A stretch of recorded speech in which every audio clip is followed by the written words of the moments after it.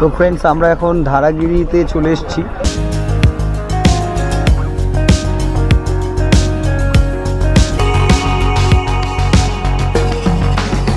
মানে একটা দারুণ অ্যাম্বিয়েন্স, চারিদিকটা পুরো সবুজে ঘেরা।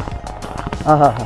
তো এখানে এই ধারাগিরি লেকের এখানে আমরা যে আসছি, আসার পথে এখানে একটা ছোট্ট একটা বিশ্রামের একটা জায়গা আছে।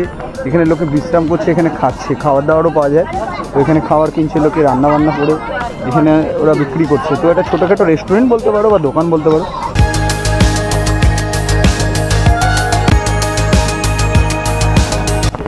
এখানে পাথরগুলো যেভাবে আটকে আছে দেখে মনে হচ্ছে যখন তখন ঘাড়ের ওপর না পড়ে।